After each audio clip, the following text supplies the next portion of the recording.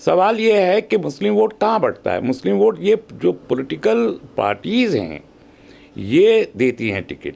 ये मुसलमान तो टिकट नहीं देते, पार्टी टिकट देती है। और पार्टी ये जानते हुए भी कि यहाँ पर एक मुस्लिम कैंडिडेट जीत सकता है, वहाँ अगर 2 और 3 पार्टियाँ एक मुस्लिम कैंडिडेट को दे रही हैं तो मुजरिम कौन है? मुसलमान तो नहीं है ना, वो हैं। तो मुसलमान वोट वहाँ डिवाइड होता है। हमको 140 मुस्लिम सीटें हैं जिस पे मुसलमान आमतौर पे कंटेस्ट करते हैं।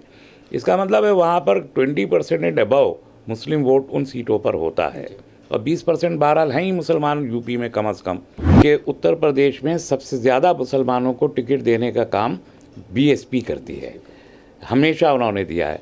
और सबसे कम मुस्लिम कैंडिडेट जीतते भी बीएसपी के ही हैं। हमारे पेश नज़र ना समाजवादी पार्टी है, ना बीएसपी है, ना कांग्रेस, ना आरएलडी, ना एमआईएम।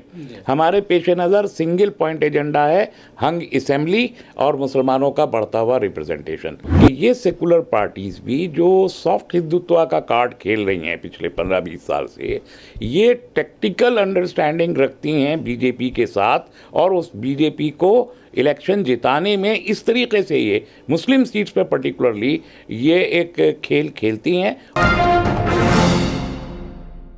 5 राज्यों के इलेक्शन का ऐलान इलेक्शन कमीशन ऑफ इंडिया ने कर दिया है। उसके बाद चुनावी सरगर्मियां काफ़ी तेज़ हो गई हैं।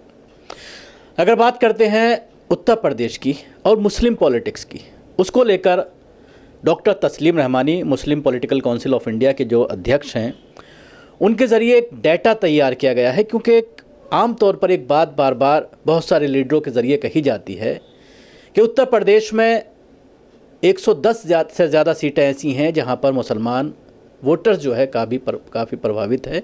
और उसके साथ ही एक बात ये बार बार कही जाती है कि मुसलमान जो मुस्लिम सीटें हैं उस पर कई पार्टियों से कई कैंडिडेट खड़े होते हैं, जिसकी वजह से बीजेपी निकल जाती है। तो इसको लेकर एक डाटा तैयार किया है, इसकी क्या हकीकत है, कितनी इसमें सच्चाई है और उत्तर प्रदेश में जो मुस्लिम पॉपुलेटेड सीटें हैं वो कितनी हैं और किस तरह से अगर यूपी में काम किया जाए तो मुस्लिम कैंडिडेट ज़्यादा से ज़्यादा निकल सकते हैं। इस पर लेकर आप काफ़ी दिनों से काम कर रहे हैं और जल्द ही एक प्रेस कॉन्फ्रेंस लखनऊ में करने वाले हैं।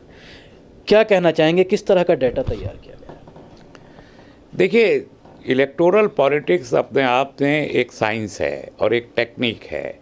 बदकिस्मती से हम मुसलमानों में उस साइंस पर काम का बहुत कम लोग करते हैं या बिल्कुल भी नहीं करते हैं। लेकिन मेरा शौक़ भी रहा है, तो मैंने 2002 का इलेक्शन भी एक बार प्रिपेयर किया था और रिज़ल्ट लिया था। 2004 का भी लिया था और फिर 2007 में भी काम किया था। तो अभी इस बार फिर मैंने 2002 से अब तक के जितने इलेक्शंस यूपी में हुए उन तमाम को 403 सीट्स को पढ़ा के ग्राउंड पे सिचुएशन क्या है, वोट स्विंग किस तरीके से होता है, कितना वोट स्विंग हो रहा है, एक पर्टिकुलर कॉन्स्टिट्यूंसी की अपना एक अंदाज़ क्या है वोट करने का, हर सीट टू सीट डिफ़र करता है। उसको स्टडी किया तो उसमें हमको 140 मुस्लिम सीटें हैं जिस पे मुसलमान आमतौर पे कंटेस्ट करते हैं। इसका मतलब है वहाँ पर 20% एंड अबव मुस्लिम वोट उन सीटों पर होता है और 20% बहरहाल हैं ही मुसलमान यूपी में कम अज़ कम। अब जो ये मिथ है कि मुसलमानों का वोट तकसीम हो जाता है, 140 सीटों पर 172 उम्मीदवार समाजवादी, बीएसपी, कांग्रेस और आरएलडी जैसी मेन स्ट्रीम पॉलिटिकल पार्टीज़ के थे। उन 172 उम्मीदवारों में से सिर्फ 34 सीटों पर 2 या 3 उम्मीदवार मुसलमान थे हर सीट पे, यानी डबल कैंडिडेट मुस्लिम कैंडिडेट 34 सीटों पर था, सिर्फ 34 पे। 140 में से 106 सीटों पर सिंगल मुस्लिम कैंडिडेट था। तो जाहिर है कि वहाँ डिवीज़न क्यों हुआ, वहाँ तो नहीं होना चाहिए। और जिन 34 सीट पे ये मल्टीपल मुस्लिम कैंडिडेट थे, वहाँ भी 9 सीटें मुसलमान उम्मीदवारों ने जीत लीं, 34 में से भी 9 जीत लीं। सवाल ये है कि मुस्लिम वोट कहाँ बढ़ता है। मुस्लिम वोट ये जो पॉलिटिकल पार्टीज़ हैं ये देती हैं टिकट। ये मुसलमान तो टिकट नहीं देते, पार्टी टिकट देती है। और पार्टी ये जानते हुए भी कि यहाँ पर एक मुस्लिम कैंडिडेट जीत सकता है, वहाँ अगर 2 और 3 पार्टियाँ एक मुस्लिम कैंडिडेट को दे रही हैं तो मुजरिम कौन है? मुसलमान तो नहीं है ना, वो हैं। तो मुसलमान वोट वहाँ डिवाइड होता है, तो वो नेचुरल है। बट 106 सीट पे जहाँ सिंगल मुस्लिम कैंडिडेट है, वहाँ पर क्यों वो मुसलमान नहीं जीते? ऑब्वियसली उन पॉलिटिकल पार्टीज़ का जो अपना वोट था, नॉन मुस्लिम वोट, वो उस उम्मीदवार को ट्रांसफ़र नहीं होता, इसलिए वो हार जाता है। तो ये जो सेकुलरिज्म की दुहाई देने वाले हैं, ये अपने ही उम्मीदवार को अपना वोट ट्रांसफ़र नहीं करा पाते और इल्ज़ाम मुसलमानों के ऊपर इसका मतलब मुसलमान पूरी तरह से साथ देता है पार्टियों का। लेकिन जहाँ तक सवाल है और कास्ट की, जैसे समाजवादी के साथ जिस तरह से 7% यादव है, तो यादव वोट कहीं ना कहीं कन्वर्ट नहीं होता मुस्लिम कैंडिडेट की तरफ, नहीं होता। ये एक हार्ड ट्रूथ है। और इसलिए आप देखिए, इन 140 सीटों में से बीजेपी ने 2017 के इलेक्शन में 107 सीटें जीती हैं। और उन 107 सीटों के जीतने की वजह यह है कि समाजवादी पार्टी और बीएसपी, इन्होंने लार्जली ज़्यादातर सीटों पर इन्होंने एक दूसरे का वोट काट के, इनके वोट से कम है बीजेपी का वोट उन सीटों पर, फिर भी वो जीत गई। कहीं कहीं कांग्रेस भी है, कहीं कहीं आरएलडी भी उसमें है।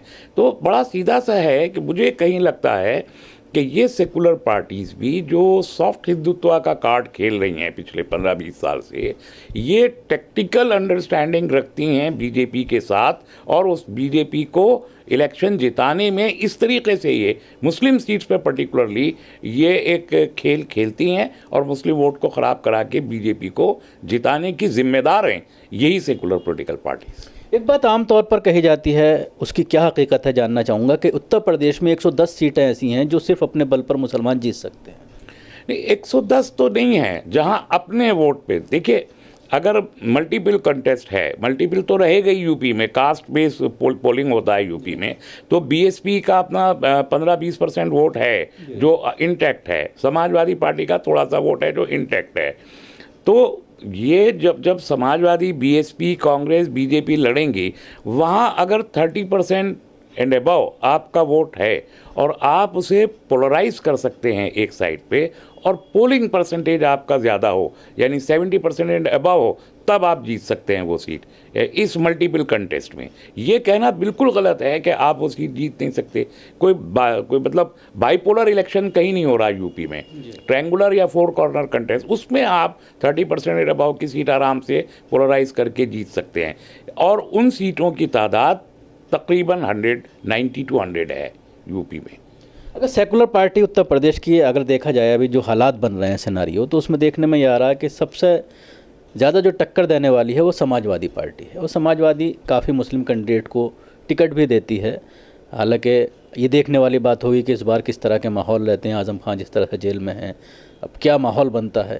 तो उसके बाद अगर देखा जाए तो अगर टिकट दिया जाता है समाजवादी के ज़रिए और उसके बाद असदुद्दीन ओवैसी साहब भी अपना किस्मत आजमा रहे हैं, वो भी 100 सीटों पर लड़ने की बात कर रहे हैं, तो किस तरह से उसको देखिए, पहली चीज़ तो ये कि बड़ा बिटर ट्रूथ ये है कि उत्तर प्रदेश में सबसे ज़्यादा मुसलमानों को टिकट देने का काम बीएसपी करती है, हमेशा उन्होंने दिया है। और सबसे कम मुस्लिम कैंडिडेट जीतते भी बीएसपी के ही हैं। रेशो वाइज अगर आप देखें तो समाजवादी पार्टी कम टिकट देती है, 45, 50, 60 टिकट देती है। बीएसपी 90 और 100 तक देती है। और कांग्रेस को इतनी पोजीशन ही नहीं है, लेकिन जीतने का रेशो समाजवादी पार्टी के उम्मीदवार का ज़्यादा होता है। तो ऐसे में अब वो कितने टिकट देंगे ये देखना बड़ा दिलचस्प होगा कि वो 45 ही टिकट देंगे या 20% मुसलमान हैं तो 80 टिकट की हिस्सेदारी बनती है, लेकिन 80 टिकट वो हरगिज़ भी नहीं देंगे, 45-50 टिकट ही शायद वो दें। और मुझे उम्मीद ये है कि जैसे हमारे अवैसी साहब कह रहे हैं कि 100 सीट पे वो लड़ेंगे, वो हमेशा उन्होंने कहते हैं कि 100 पे लड़ेंगे, 150 पे लड़ेंगे, लेकिन वो 20-25 पे अटक जाते हैं। तो अब वो कितने पे एक्चुअली लड़ेंगे ये तो आने वाला वक्त बताएगा। लेकिन मुसलमानों का मिजाज बना हुआ है कि वो ज़्यादातर सीटों पर समाजवादी को वोट करना चाहते हैं। ये मेरी अपील ये है कि सिंगल हैंडेडली किसी एक पार्टी को रियासतगीर सतह पे मुसलमान वोट ना दें, बल्कि बीएसपी को भी कहीं कहीं वोट दें और कांग्रेस को भी कहीं कहीं वोट करें। तो वो अलग अलग सीट की क्या स्ट्रेटजी है वो हम बताएंगे, फेज मैनर में बताएंगे कि कहाँ पर क्या है, और कोशिश करेंगे कि ग्राउंड पे जाके काम करें।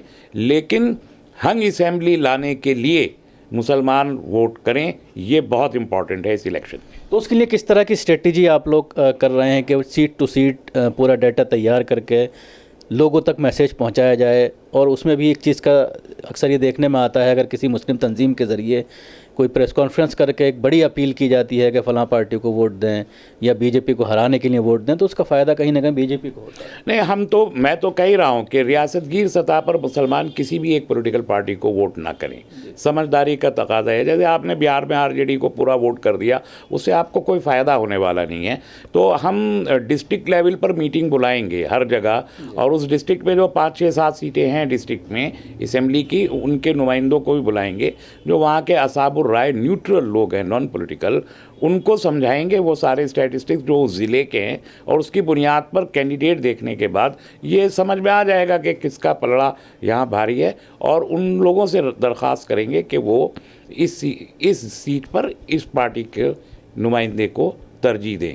हमारे पेश नज़र ना समाजवादी पार्टी है, ना बीएसपी है, ना कांग्रेस, ना आरएलडी, ना एमआईएम। हमारे पेश नज़र सिंगल पॉइंट एजेंडा है, हंग असेंबली और मुसलमानों का बढ़ता हुआ रिप्रेजेंटेशन, नथिंग एल्स। मिल्लत के अलावा कुछ हमारे जहन में नहीं है। हंग असेंबली से क्या फ़ायदा? हंग असेंबली के बाद अपॉर्चुनिटीज़ रहती हैं। पोस्ट पोल सिनेरियो में बीजेपी के साथ कौन जाता है ये देखना मुसलमानों के लिए बड़ा दिलचस्प होता है। और दोनों पर, यानी समाजवादी पार्टी के पास भी अपॉर्चुनिटी होगी कि वो सरकार बनाए, और मैक्सिमम वोट मुसलमानों का तो समाजवादी को जाएगा, तो उसकी अखलाकी जिम्मेदारी होगी कि वो सरकार बनाने की कोशिश करे। लेकिन अगर वो सरकार बनाने की कोशिश नहीं करती तो फिर मुसलमानों को ये बात समझ लेनी चाहिए कि वो खुद, जो मैं कह रहा हूँ कि सेकुलर पार्टीज़ बीजेपी का रास्ता हमवार करती हैं, समझ में आ जाएगा कि यही सेकुलर पार्टी है जो बीजेपी की सरकार बनवा रही है। शुक्रिया तस्लीम रमानी साहब हमसे बात करने के लिए। जिस तरह से तस्लीम रमानी साहब ने कहा कि एक पूरी प्लानिंग की जा रही है इनकी तंजीम के ज़रिए, और डिस्ट्रिक्ट जा कर के लोगों को गाइड किया जाएगा, जो वहाँ के इंटेलेक्चुअल्स हैं, जो न्यूट्रल लोग हैं, जो किसी पॉलिटिकल पार्टी से नहीं जुड़े हुए हैं, उनके साथ बैठक कर एक माहौल बनाने की कोशिश की जाएगी कि प्रदेश में एक हंग असेंबली बन पाए। दिल्ली से कैमरा पर्सन नाजिम के साथ न्यूज़ मैक्स के लिए शकील अहमद।